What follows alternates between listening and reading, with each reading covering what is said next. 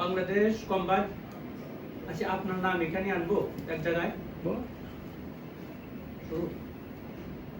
Bangladesh combine harvester owners association মনে করে যে বাংলাদেশে যে জমি আছে সেই জমির পরিমাণের তুলনায় কম্বাইন হারভেস্টার তার 50%ও নাই, অর্থাৎ প্রায় 20,000 কম্বাইন হারভেস্টার বাংলাদেশে দরকার ধান, গম এবং ভুট্টা কর্তন করার জন্য।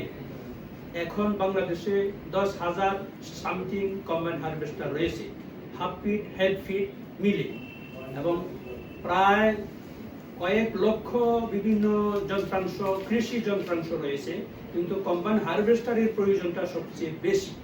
কারণে আমরা মনে করি আগামী সিজনে এই সরকার যেন 5,000-এর অধিক কম্বাইন হারভেস্টার আমদানি করেন, এবং সেই কম্বাইন হারভেস্টারগুলো 50%, 40% কোনো জায়গায় হাওর এলাকায়, একেবারে হাওর এলাকায় 70% ভর্তুকির মাধ্যমে কৃষকের কাছে দেন।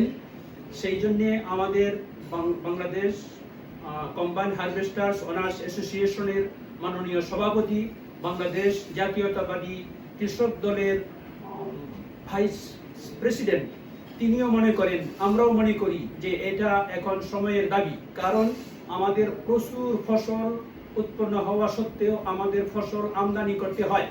হাওরে আমি নিজে দেখেছি, প্রতি বছর হাওরে গিয়ে, হাওরে এখনো হাজার হাজার জমি পতিত পড়ে থাকে, আবাদ করা হয় না, শুধুমাত্র এই কম্বাইন হারভেস্টার দিয়ে ধান কাটার সংখ্যায়।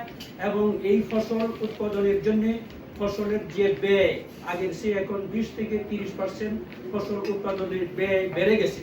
এটা হচ্ছে কৃষিবিদ এবং কৃষি বিশেষজ্ঞ, কৃষি নিয়ে যারা গবেষণা করেন তাদের কথা।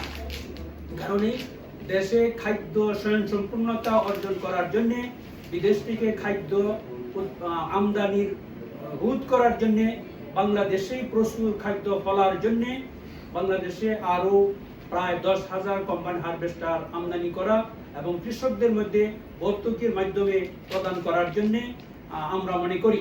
এই জন্য যে এখন আর শ্রমিক ফসল কাটতে যান না, হাওরে এবং অন্যান্য জায়গায় পানির মধ্যে, কাদার মধ্যে শ্রমিক আর সেই কাজ করতে যান না। তারা শহর এলাকায় এবং বিভিন্ন এলাকায় বিভিন্ন কাজে জড়িত হয়ে গিয়েছেন। কারণে কৃষি যান্ত্রিকীকরণ প্রকল্প, ফার্মগেটের কৃষি যান্ত্রিকীকরণ প্রকল্পের মাধ্যমে কৃষিকে যান্ত্রিকীকরণ করার বিকল্প নেই।